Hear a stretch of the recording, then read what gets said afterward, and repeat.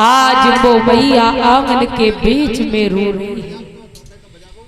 सेठ अपने सिर को पकड़े हुए आंगन के बीच में बैठे हुए हैं, बस मन में यही विचार कर रहे हैं, बेटी हमने ये सोचा नहीं था कि आप मेरी अकेली बेटी हो और वो भी आप इस प्रकार से चली जाओ।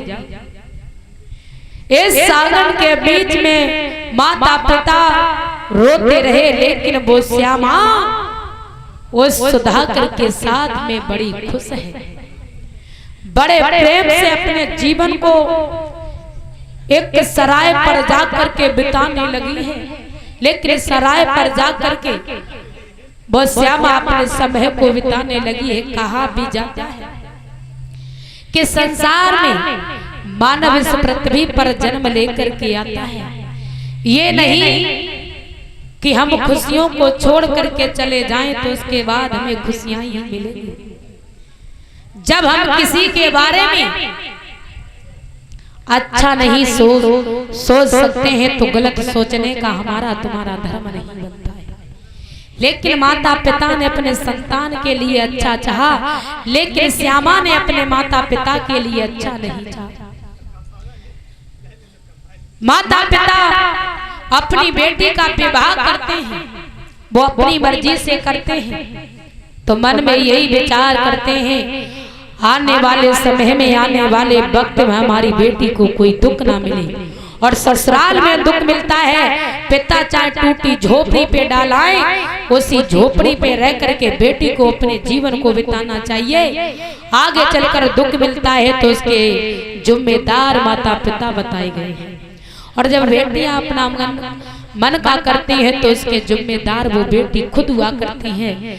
जब माता पिता की मैंने बात नहीं मानी तो माता पिता का कोई अधिकार नहीं है। लेकिन कहा भी जाता है कि जो बेटियां संसार में माता पिता की बात नहीं मानती हैं तो उन्हें दुख ही मिलता है। आज बड़े प्रेम से सुधाकर और श्यामा में समय व्यतीत हो रहा है, बड़े प्रेम से अपने समय व्यतीत कर रहे हैं। लेकिन कुछ समय बीतने के बाद वो श्यामा